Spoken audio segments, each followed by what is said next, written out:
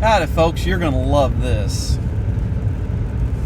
So, today is the day that I'm leaving on my Denver trip. I'm definitely getting a way later start than I wanted to. So, recap on the original plan. The original plan was to drive my Mustang, which you will hear absolutely zero Mustang noises right now, because it's sitting on jack stands an hour and a half away from me. Recap on everything. Clutch started slipping about a week and a half, 2 weeks ago, maybe 3. Got new parts ordered.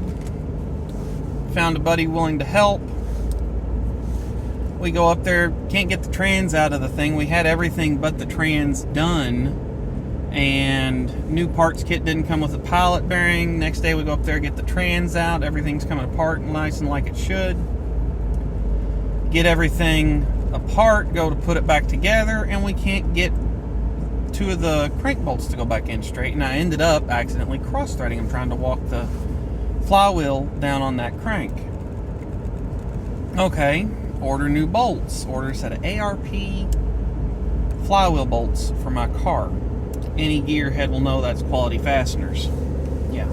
So, fast forward again, go pick up the bolts yesterday. Today the plan was go up to the buddy's house, I had the new fasteners, everything just the way I wanted,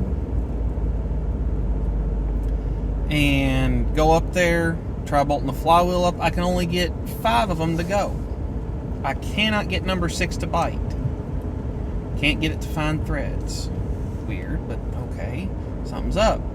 My buddy had the fantastic idea to actually check the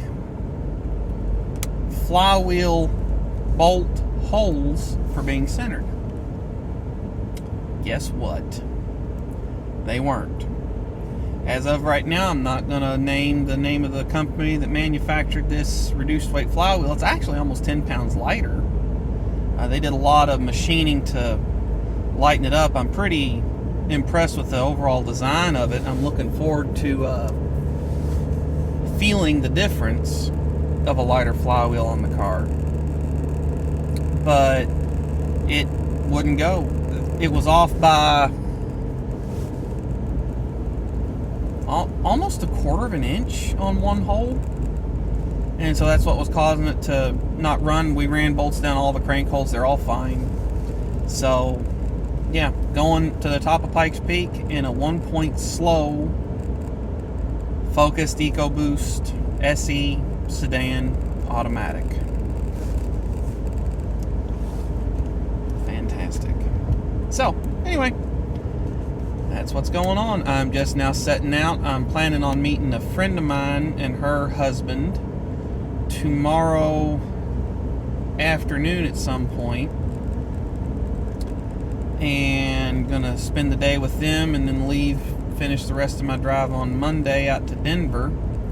I'm really hoping that I can get in and out before bad weather hits, which they are forecasting. So I do have decent tires on this Focus. It's got good brakes. The only part of me that is looking forward to driving this over the Mustang is the interstate aspect of the drive, because that Mustang is freakishly loud at interstate speeds, whereas this is pretty quiet and subdued. Also does ride a lot better.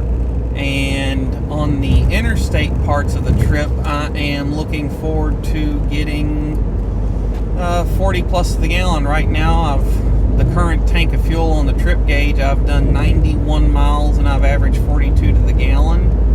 So I am looking forward to that aspect of it, because I might, if I get good enough fuel mileage, I might be able to make where I'm heading to in Missouri on 1 tank of fuel. So that's quite possibly the only upside to what I'm driving right now, is just the quiet and maybe the fuel mileage, because the Mustang, the absolute best I've ever gotten out of it, this was right after I got it tuned to run on 93. I drove it from where I live in central Kentucky to just outside of Atlanta and back in a day. And my best tank of fuel on it was 25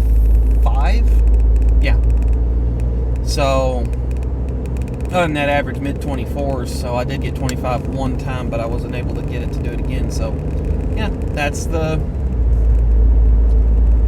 what's going on right now. So I got to stop and pick up a case of water because I do want to have something to drink. I got to pick up a tube of toothpaste to travel with, and it seems like there's something else. And then I'm going to stop and get gas, and then we are on the road. So, more coming. Stay tuned.